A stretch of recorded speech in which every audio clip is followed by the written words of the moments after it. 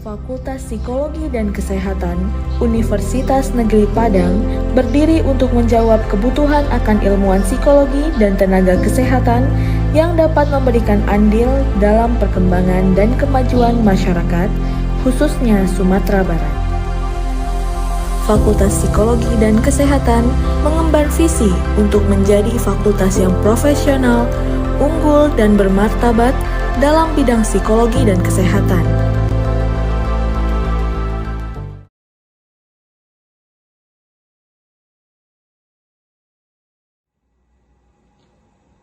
Assalamualaikum warahmatullahi wabarakatuh. Salam sejahtera buat kita semua. Perkenalkan, nama saya BDN Putri Permatasari STMCAP NIDN 1017079203. Saya salah satu dosen program studi S1 Keperawatan Fakultas Psikologi dan Kesehatan di Universitas Negeri Padang. Pada kesempatan kali ini saya akan menjelaskan mata kuliah yang saya ampu, salah satunya adalah asuhan neonatus, bayi balita dan anak prasekolah. Sebelumnya, saya memaparkan lebih detail mata kuliah yang saya ampu. Saya akan menjelaskan tentang tahapan yang saya lakukan dalam proses pembelajaran, yang terdiri dari delivery, interaction, dan assessment.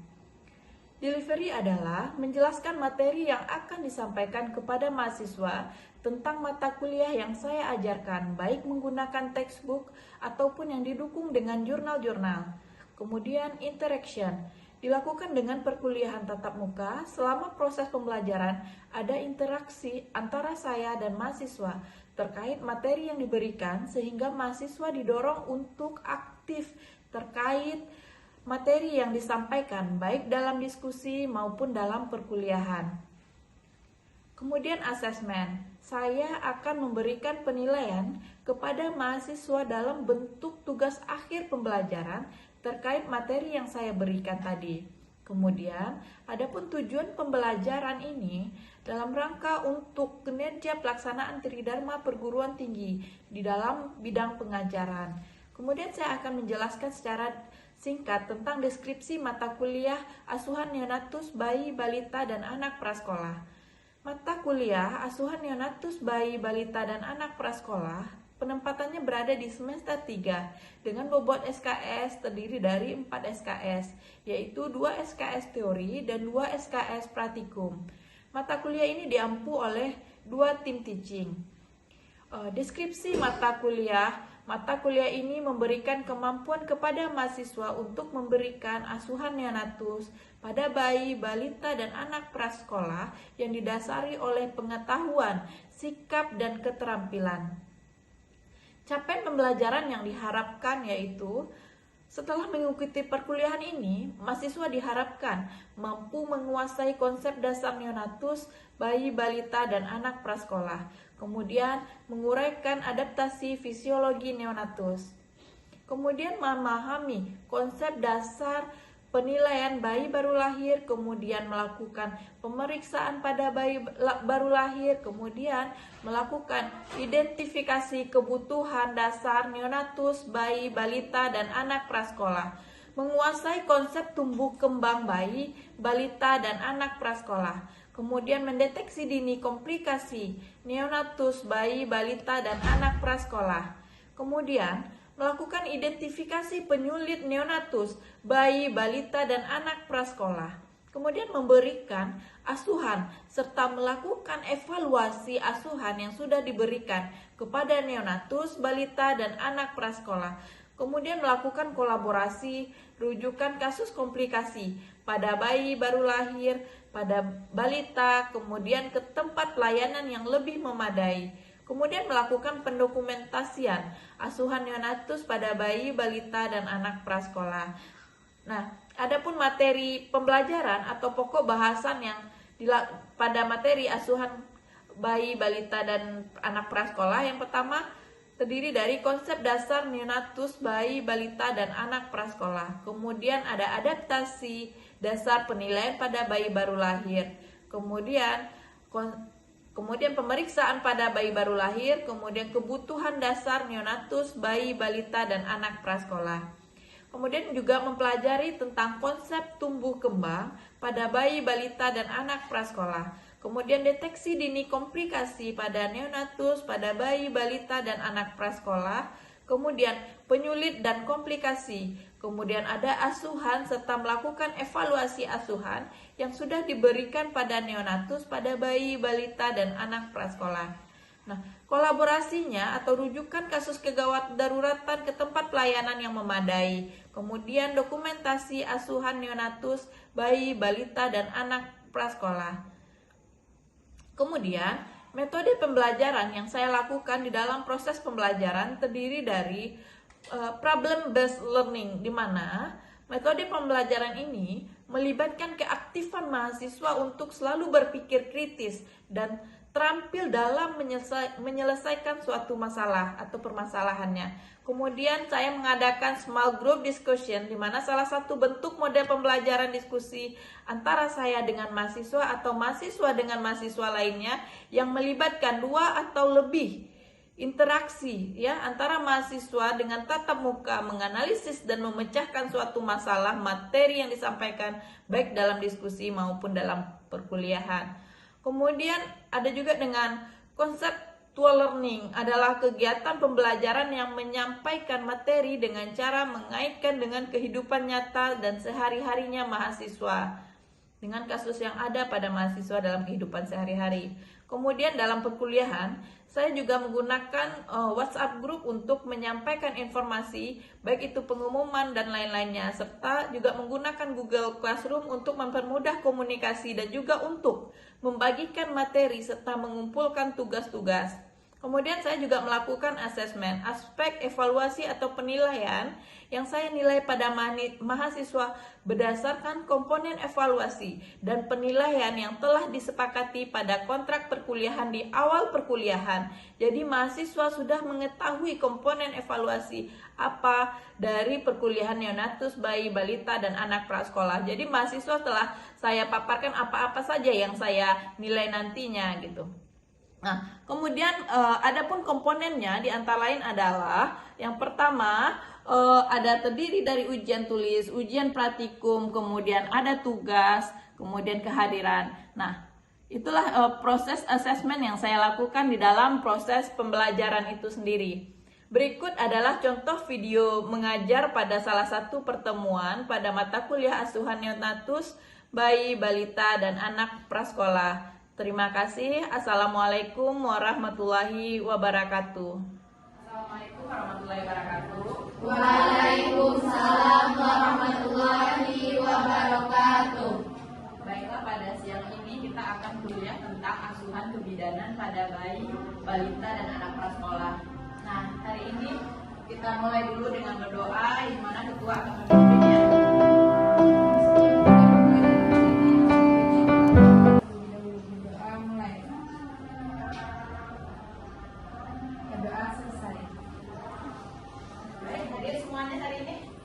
Enggak, Bu. Orang yang enggak dia sakit atau Sakit, Bu. Nanti surat sakitnya tolong dilampirkan ya ke ketua kelas ya. Nah, hari ini kita akan belajar tentang tumbuh kembang pada anak secara dini.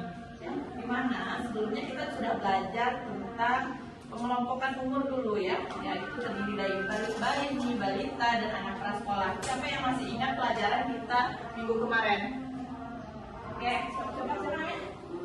Nama Tiara Putri Sosna. Oke, Pada pembelajaran sebelumnya kita pelajaran usia pada bayi, balita, dan anak prasekolah. Pada bayi, usia anak di bawah 1 tahun. Pada balita, usia dimulai 1 tahun sampai 5 tahun. Pada anak prasekolah, usia 3 tahun sampai 6 tahun. Nah, jadi nanti kita akan membahas 3 kelompok. Yang pertama ada bayi, di mana bayi itu dimulai dari 0 sampai 1 tahun itu dikatakan bayi. Sedangkan balita dari 1 sampai 5 tahun itu dikatakan balita. Sedangkan anak prasekolah itu dikatakan umurnya mulai dari 3 tahun sampai 6 tahun ya. Nah, tujuannya pembelajaran hari ini saya harapkan anak-anak nanti dapat menjelaskan bagaimana konsep tentang pertumbuhan pada anak. Kemudian Anda dapat menjelaskan tentang konsep perkembangan pada anak ya. Jadi ada 2 poin yang harus Anda pahami. Nah, pertama kita akan bahas dulu tentang pertumbuhan. Kira-kira siapa yang pernah mendengar kata-kata pertumbuhan itu apa? Bertambah apa kira-kira? Oke, berat badan dan apa lagi? Berat badan. Bentar ya. Jadi sebelum ini kita akan rimpulkan bersama itu apa pengertian pertumbuhan ya. Pertumbuhan itu adalah proses perubahan fisik yang terjadi pada individu meliputi penambahan berat badan atau tinggi badan sejalan dengan usianya. Jadi harus sesuai dengan usianya. Ya, mulai dari janin melalui periode prenatal dalam kandungan dan postnatal setelah lahir hingga dewasanya. Nah, ini pertumbuhan ini ya, nampak tingginya. Kemudian ada nanti ditimbang tuh naik berat badan sesuai dengan umurnya gitu ya. Nah, apalagi yang terjadi di dalam proses pertumbuhan itu? Ada penambahan kenaikan berat badan dan yang kedua yaitu pertumbuhan sel otak itu akan berkembang secara pesat ya. Nah, kalau berat badan itu dimulai dari 1 mg pada saat dalam kandungan, nanti akan bertambah pada saat lahir itu biasanya usia bayi 2,5 kg ya. Nah, nanti di usia 5 tahun itu akan terjadi 6 kali lebih tinggi kenaikan berat badannya hingga mencapai 15 kilo. Itulah kenaikan pertumbuhan pada si bayi dan balita. Kemudian perkembangan lagi ya, kita bahas tentang perkembangan. Kalau perkembangan itu proses nih, seperti merangkak, berjalan, nah itu kita lihat, kita amati kalau kita sebagai bidan. Tidak bisa kita timbang ya kalau kita mau nengok perkembangannya ya. Beda kalau pertumbuhan tadi bisa kita ukur. Kalau perkembangan itu kita yang menilai apa kemampuan yang telah dia bisa gitu ya. Nah, kita baca dulu, coba baca sih yang di ujung. Apa itu perkembangan? Perkembangan adalah perubahan pada aspek fisik maupun psikis serta perilaku berupa kemampuan yang berlangsung secara sistematik atau berurutan, progresif dan berkesinambungan yang mana bersifat tetap dan tidak dapat diputar atau diulang kembali meliputi emosi, sosial, kemampuan dan keterampilan. Jadi dia ini terjadi bersifat berurutan ya. Jadi nggak bisa lagi dari udah bayi udah besar balik lagi ke bayi, nggak bisa ya.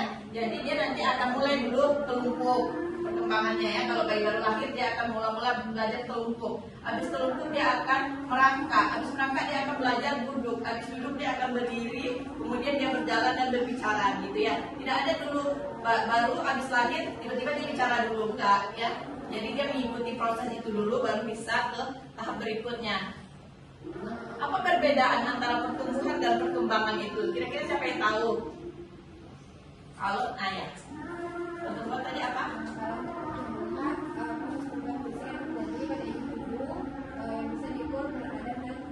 Ya.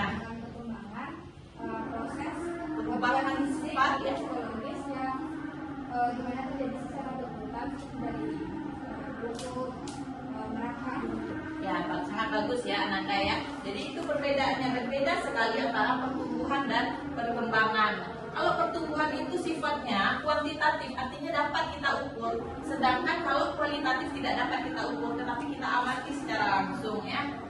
Nah, kalau fisik itu terjadi perubahan tinggi badan, berat badan, organ tubuhnya berubah, kemudian volume otaknya juga berubah. Sedangkan kalau pada berkembang, dia lebih bisa bagaimana dia berdiri, merangkak ya, terjadi perubahan-perubahan pada tubuhnya.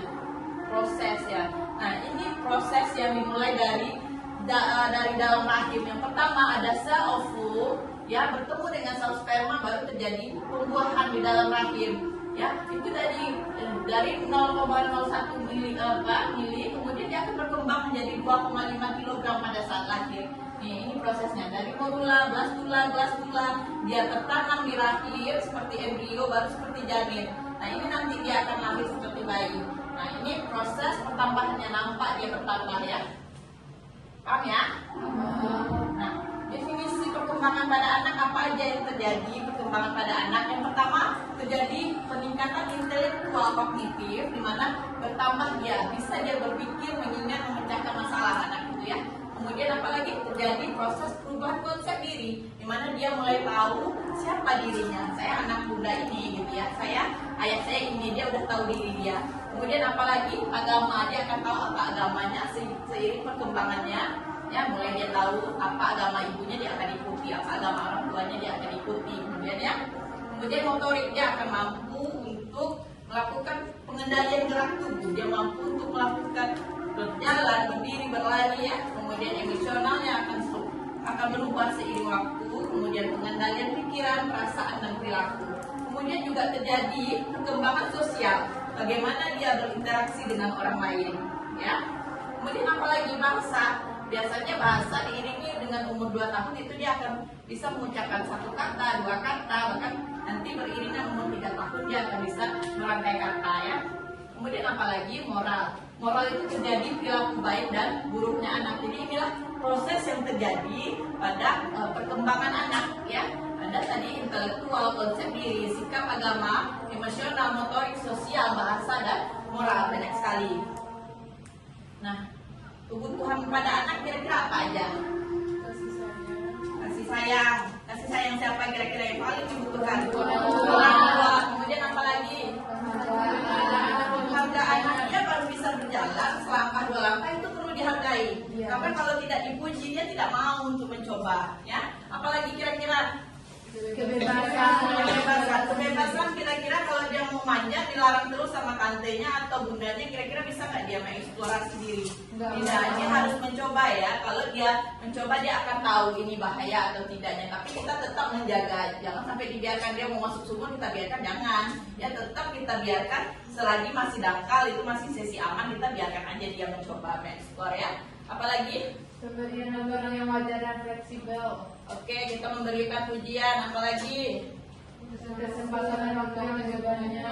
ya, kesempatan untuk mencoba. Kemudian apalagi Lingkungan dan pelatihan. oke ya, jadi ini semua sangat dibutuhkan bagi anak-anak ya, agar dia mampu bertumbuh dan berkembang sesuai dengan yang diharapkan. Nah, kira-kira apa yang dapat menunjang pertumbuhan pada anak?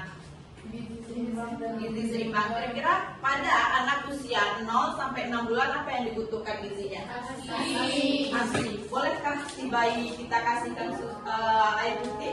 Tidak, ya tidak. Kita jangan sampai orang tua merasa kalau anaknya menangis dia membutuhkan air putih, tidak, membutuhkan pisang, tidak ya, karena dia menangis ada faktornya banyak. Yang pertama, ASI ibunya mungkin teknik menyusuinya yang salah ya, sehingga si bayi tidak mendapatkan ASI tersebut. Kemudian apalagi gembung ya, kita perhatikan juga, boleh juga mungkin dia gembung makanya dia tidak mau menyusu, mungkin bisa dilakukan pijit ya, pijit bayi. Kemudian dia tidak mau menyusu mungkin karena dia nangis karena popoknya penuh ya, atau panas jadi dia tidak mau. Jadi kita harus tahu membaca pikiran apa yang dirasakan si bayi, karena dia tidak bisa berbicara, jadi kita lah yang lebih paham apa yang kira-kira penyebab dia tidak mau menyusu itu gitu ya.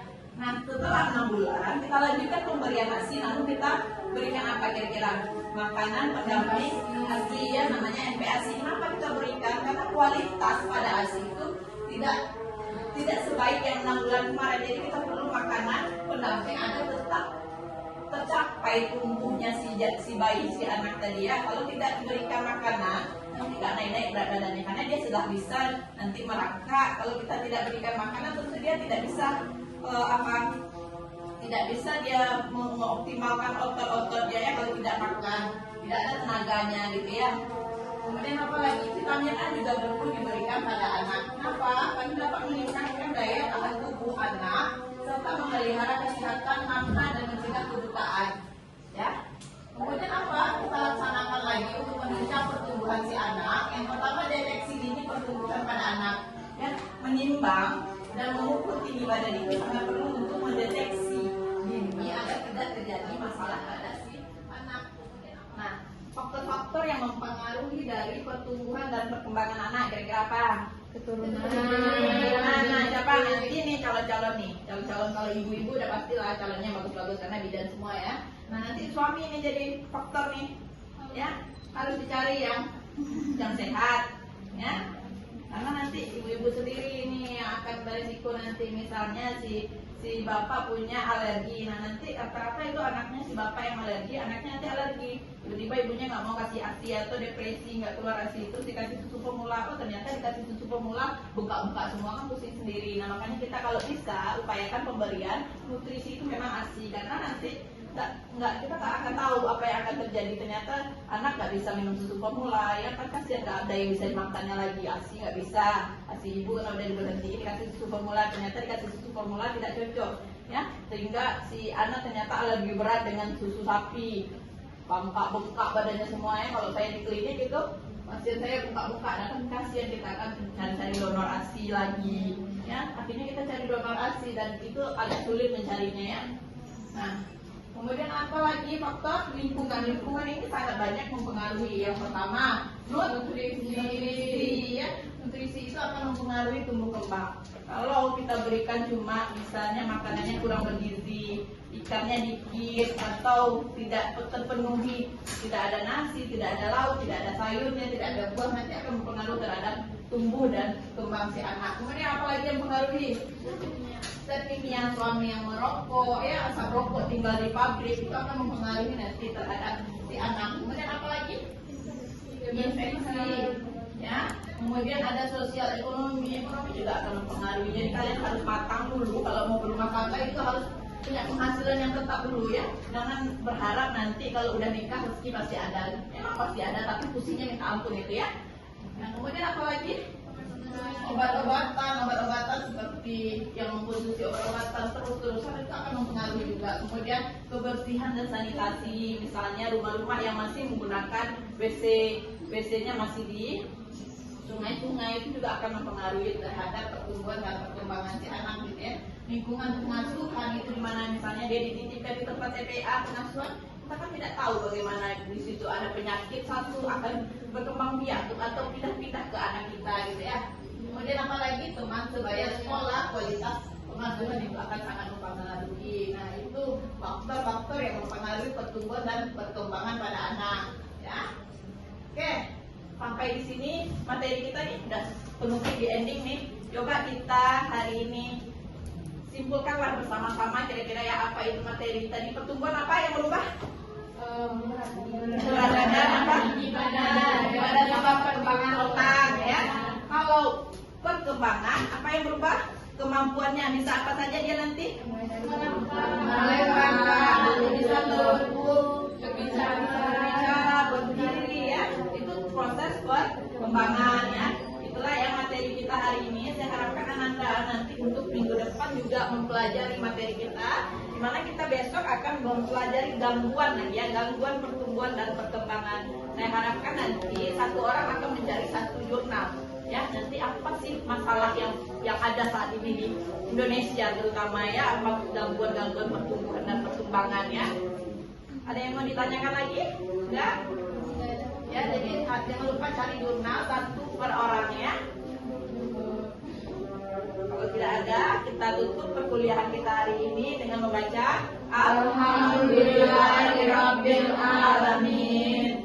Assalamualaikum warahmatullahi wabarakatuh. Bermanfaat bagi kita semua. Salam sejahtera. Assalamualaikum warahmatullahi wabarakatuh.